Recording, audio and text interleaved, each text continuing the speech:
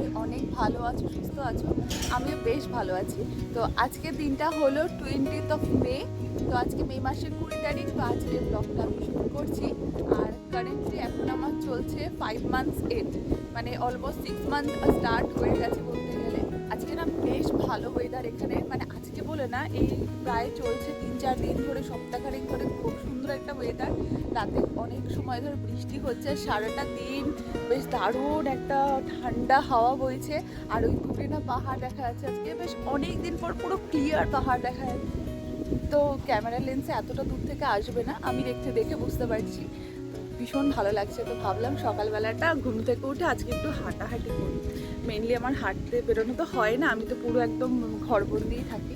তো কি ভালো লাগছে, এত হাওয়া দিচ্ছে না, পুরো ঠান্ডা যে পাহাড়ের হাওয়াটা হয় সেই হাওয়াটা আসছে। তো আজকে দিনে ব্লগটা স্টার্ট করলাম ছাদ থেকে আবারও। আশা করবো আজকে দিনে ব্লগটা দেখতে তোমাদের অনেক ভালো। তো ছাদের থেকে এখন চলে আসলাম ঘরে, কারণ ব্রেকফাস্টের টাইম হয়ে যাচ্ছে। তো মা আজকে ব্রেকফাস্ট রেডি করে দিয়েছে। এখানে রয়েছে আমন্ড আর একটা আঞ্জির নিয়েছি, আর বাটার টোস্ট, আর অল্প একটু দুধ নিয়েছি, কারণ প্রোটিন পাউডারের সাথে দুধটা আমাকে খেতে হবে। তো এইটাই হলো আজকে আমার ব্রেকফাস্ট। তো আমাদের সকালে ব্রেকফাস্ট করা হয়ে গেছে। তো আজকে দেখালাম যে ব্রেকফাস্টে কি খেয়েছি। তো মাকে না বেশ অনেকদিন ধরে বলেছিলাম যে আমার অ্যাকচুয়ালি বিরিয়ানি খেতে একটু একটু ইচ্ছা করতো। তো বাইরের বিরিয়ানি আর এখানকার বিরিয়ানি তো মানে আমার খুব একটা পছন্দ হয় না। আর বাইরের খাবার খাওয়া যেহেতু এখন পুরোটাই বন্ধ, তো মা বলেছিল যে মা বাড়িতে বিরিয়ানি বানিয়ে খাওয়াবে। তো যাই হোক, অ্যানিমাল স্ক্যানের রিপোর্ট সব ভালো এসছে, সব কিছু ঠিকঠাক আছে।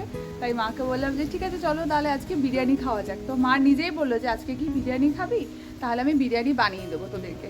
তো অভিজিৎ বিরিয়ানি খেতে খুব ভালোবাসে। আর আমরা না এখানে আসার পর থেকে সেই কলকাতা স্টাইল বিরিয়ানি খাওয়াটা টোটালি আমাদের বন্ধ হয়ে গেছে। তো আজকে বাড়িতে বিরিয়ানি হবে, তো ভাবলাম তোমাদের সাথেও রেসিপিটা শেয়ার করব। আর আমি ওটা রেকর্ড করে রাখছি, কারণ পরবর্তীকালে যখন আমি নিজে বানাবো তো তখন যাতে আমি দেখে দেখে মনে রাখতে পারি, কারণ বিরিয়ানির পরপর অনেকগুলো স্টেপ থাকে, তো আমার মনে থাকে না। এদিকে দেখো কৃষ্ণচূড়া ফুলগুলো ফুটেছে কি সুন্দর, দাঁড়া তোমাদের দেখাচ্ছি। এই দেখো পিছনটা,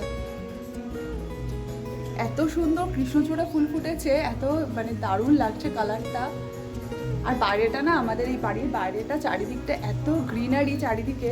তো আমার বেশি সময় ঘরে থাকতে ইচ্ছাই করে না, আমার শুধু মনে হয় যে আমি বাইরেই বসে থাকি। আর আজকে বেশ সুন্দর আর কি, ওয়েদারটাও খুব সুন্দর আছে।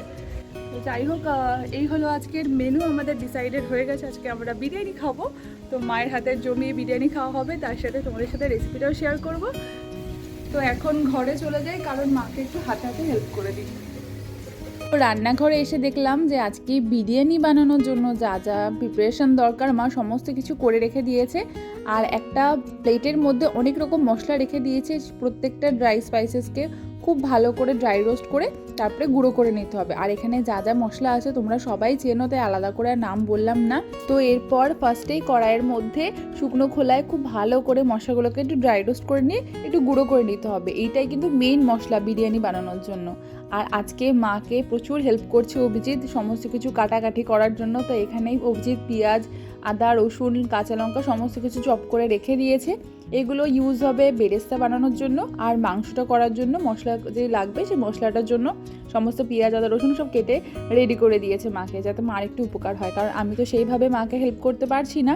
তো আমি যেটা করছি সেটা হলো ভিডিও বানিয়ে রাখছি, যাতে পরবর্তীকালে আবার যদি কখনো চিকেন বিরিয়ানি বাড়িতে বানাতে ইচ্ছা করে তো ভিডিওটা দেখলে যাতে মনে পড়ে যায়। আর আজকে যেহেতু চিকেন বিরিয়ানি বানানো হচ্ছে, তার জন্য দোকান থেকে বড় বড় পিস করে চিকেনগুলোকে কাটিয়ে আনা হয়েছে। আর এখানে দেখো সবার ফার্স্টে যেটা মেন বড় কাজ, যে বেরেস্তা বানানো, এটা ভীষণই টাইম টেকিং। তো বেরেস্তা বানানোর যে কাজটা সেটা অভিজিৎ নিয়ে নিয়েছে। তো এখনও বেরেস্তাটা বানাক। আর চলো তোমাদের সঙ্গে এখন শেয়ার করি যে চিকেন বিরিয়ানিতে মেন যে চিকেনটা সেটা বানাতে কি কি প্রিপারেশন লাগছে, বা ম্যারিনেট করে রাখতে কী কী মশলা স্পাইসেস লাগছে সেগুলো তোমাদের সঙ্গে শেয়ার করি।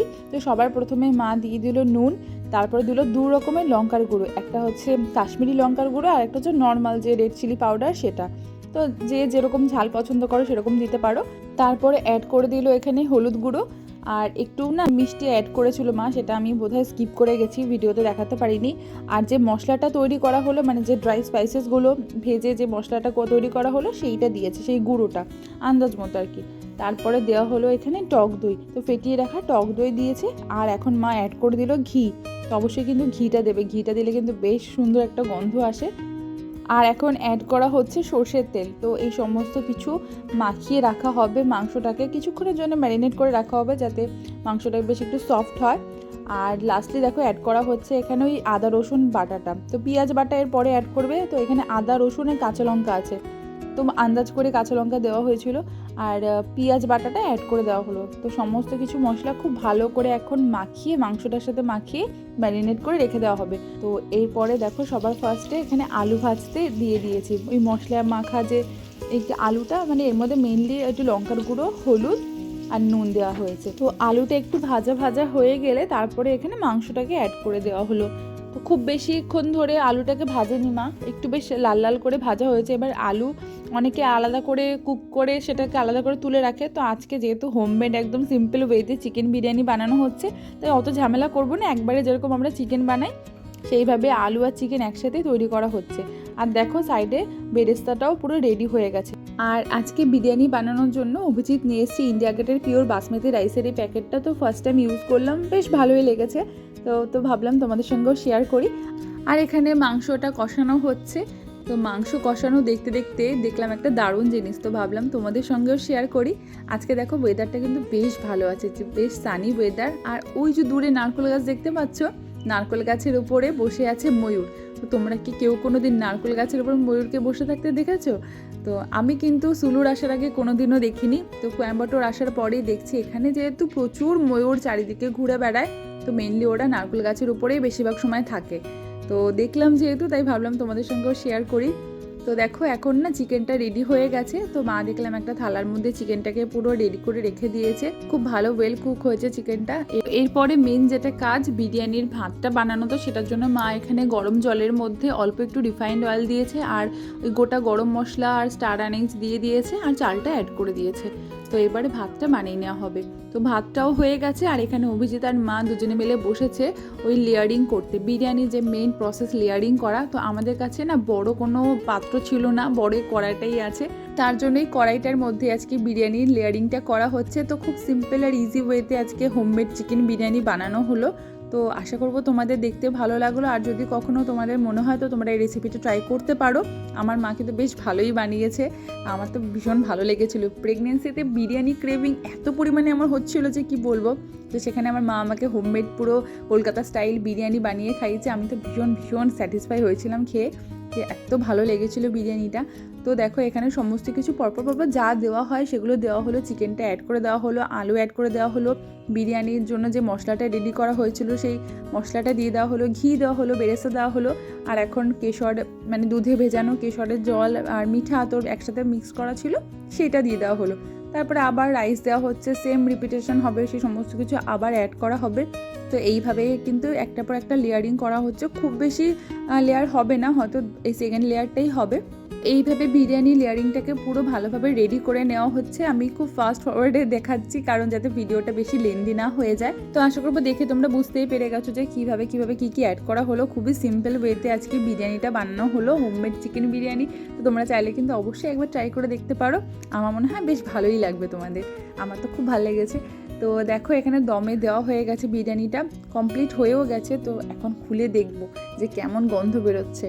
তো মেইনলি বিরিয়ানির ঢাকনা খুললে যেরকম একটা সুন্দর বিরিয়ানি গন্ধে মমা করে না, সেম ওই রকম গন্ধ বেরোচ্ছিলো, যেটা আমি তোমাদেরকে এখন মানে গন্ধটা শুকাতে পারছি না বলে বুঝতে পারবে না। তো বেশ ভালো খেতে হয়েছে মায়ের হাতের এই হোমমেড সিম্পল ওয়েতে বানানো চিকেন বিরিয়ানি। তো দুপুর হয়ে গেছে, রান্নাটা করতে বেশ সময় লেগেছে। তো এখন সার্ভ করে দেওয়া হচ্ছে সবার ফার্স্টে আমাকে, কারণ আমি ভীষণ পরিমাণে আর কি অপেক্ষা করে বসে আছি যে কখন মায়ের হাতের বানানো চিকেন বিরিয়ানিটা খাবো। তো বেশ ভালো হয়েছে। আর একটু দেখো তোমাদের ড্রাই লাগতে পারে, কিন্তু নিচে না একদমই ওই গ্রেভিটা নিচে ছিল, তো উপর থেকে আমি একদমই গ্রেভিটা নিইনি, উপর থেকে ওই হালকা হালকা ঝরঝরে ভাতটাই নিয়েছিলাম। খুব বেশি গ্রেভি নিয়ে নিলে আমার যদি আবার খেয়ে অ্যাসিডিটি হয়, তার জন্য উপর থেকে একটু মশলাটা কম নিয়েছি। তো চলো এখন খাওয়া দাওয়া করা যাক। তো আজকে ব্লগটা এখানেই শেষ করছি। আশা করবো আজকে বিরিয়ানি রেসিপিটা তোমাদের ভালো লাগলো। দেখা হচ্ছে আবার পরে ব্লগে।